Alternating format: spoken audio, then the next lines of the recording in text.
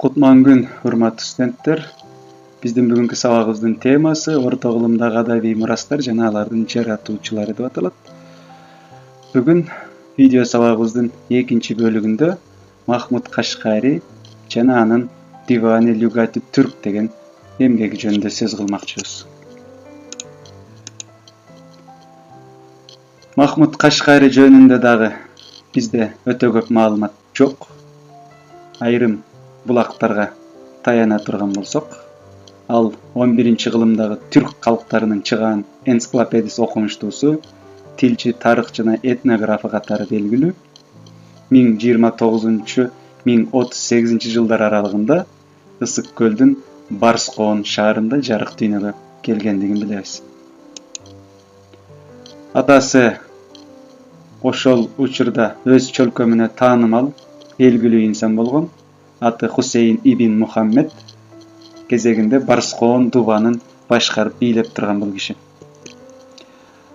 Албетте Махмуд Кашкари өзүнүн эмгегин жазыш үчүн, билимин өркүндөтүш үчүн, окумуштуулугун арттыруу үчүн көптөгөн аймактарды, чөлкөмдөрдү кыдырган. Башкача айтканда Борбордук жана Ички Азияны байырлаган ошол учурдагы түрк калктарынын чоң улуттарынан тартып, майда уруктарына чейин кыдырып, алардын диалектикалык өзгөчөлүктөрүн, этнографиялык мурастарын, санжыраларын, макал лакаптарын, дастандарын, ырларын терең иликтеп, изилдеп кагазга түшүргөн. Улуу окумуштуу түрк тилдерин гана эмес, араб тилин да терең үйрөнүп, өз элинин маданий казынасын араб окурмандарына бөксөртпөй, чыпчыргасын коротпой, толук түрдө жеткирүүнү көздөгөн, максат кылган. Албетте ал киши Багдад, Бухара деген ошол учурдагы илим-билимдин жана маданияттын борбору, чордону, очогу болгон шаарларда билим алган. Тилекке каршы кайсыл жерде жана качан каза болгондугу тууралуу бизде так маалымат жок. Анын дагы бир өзгөчөлүгү дүйнө жүзүнө туңгуч картограф катары белгилүү. Ал чийген дүйнө картасынын борборунда, чордонунда ошол учурдагы Караханилер каганатынын аймагы, тагыраагы азыркы Кыргызстандын тоо кыркалары, Ысык көл өрөөнү жайгаштырылган.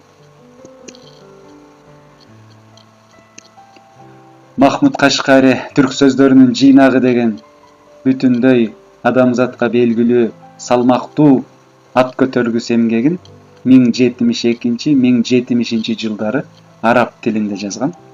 Тилекке каршы аталган энциклопедиялык сөздүктүн түп нускасы бизге жеткен эмес, анткени ал жоголуп кеткен. Бүгүнкү күнгө чейин дайынсыз кайда экендиги. Бизге болгон анын көчүрмөсү гана жеткен. Бүгүнкү күндө ал Стамбул шаарындагы улуттук китепканада сакталып турат. Аталган эмгек 1915-17 жылдар аралыгында Стамбулда өзүнчө 3 томдук болуп жарыяланган. Буга чейин анын түркчө, өзбекче, уйгурча, англисче котормолору жана немисче сөздүгү жарык көргөн. Кыргыз тилине болсо айрым үзүндүлөрү гана басылган. Жалпы жонунан китепте түрк элдеринин тилдериндеги 7500дөй сөз камтылып, алар арабчага которулгандыгын билебиз. Түрк сөздөрүнүн жыйнагын албетте биз жалаң эле түшүндүрмө сөздүк деп кабыл албашыбыз керек, карабашыбыз керек.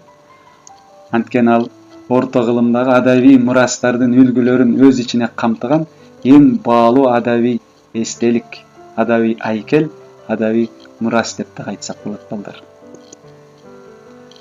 Махмуд Кашкари аталган китебинде өз замандаштарына жана кийинки муундарга нуска болуп калуучу дидактикалык ырлардан үзүндүлөрдү абдан көп келтирген. Кайра-кайра ошолорго басым жасаган. Андыктан сөзүбүз кургак болбош үчүн балдар айрымдарын окуп көрөлү чогуу. Улуу киши чакырса, тезирээк кел жүгүрүп, кургакчылык жут болсо, калбай элеңен бөлүнүп. Баалап эл да сүйө албас, жуткур жүздүү сараңды, уулумукчу журт сүйөт, кичипейил адамды.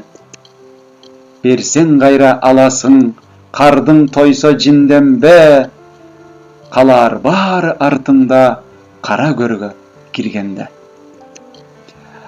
Түрк сөздөрүнүн жыйнагында ыр топтомдорунун дагы бир түрү бул пейзаждык лирика. Башкача айтканда табият, жаратылыш жөнүндөгү ырлар кездешет ушул жыйнакта. Жаркырап жылдыз тууганда, ойгонуп келип караармын, таттуу үндү куш өтсө, тамшанып тыңшап калармын. Теңирим баарын жаратты, туңгуюк аалам айланат, алмашып күнү түн менен, жылдыздар көккө байланат.